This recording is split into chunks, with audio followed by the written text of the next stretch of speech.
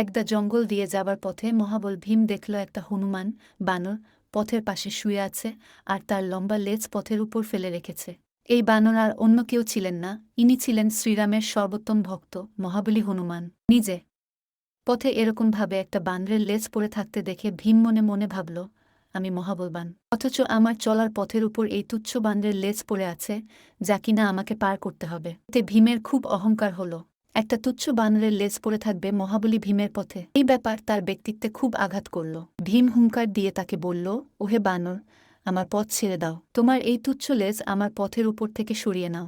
হনুমান উত্তরে তাকে বললেন, দেখো, আমি বৃদ্ধ হয়ে গেছি, তাই এখানে শুয়ে বিশ্রাম করছি। লেজ আর কিভাবেই বা সরাবো তুমিই বলো? বার্ধক্যগ্রস্ত প্রাণী কি আর সেই শক্তি রাখে? তুমিই বরং লেজটা এক পাশে সরিয়ে রেখে তোমার পথে তুমি চলে যাও।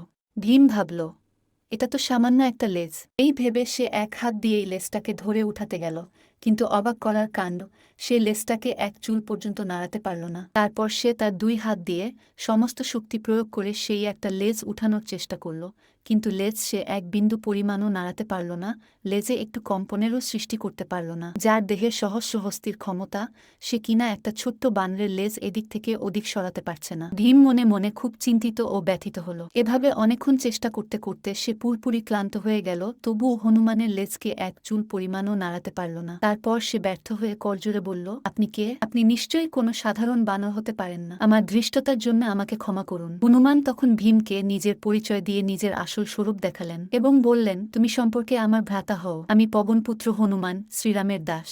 কুরুক্ষেত্র যুদ্ধে আমি তোমাদের সঙ্গে থাকব, অর্জুনের রথের ধ্বজায়, আর তোমাদের পক্ষে স্বয়ং পুরুষোত্তম ভগবান শ্রীকৃষ্ণ আছেন। জয় তোমাদের নিশ্চিত হবেই, জেনে রেখো। এই কথার পরে হনুমান অন্তর্হিত হলেন।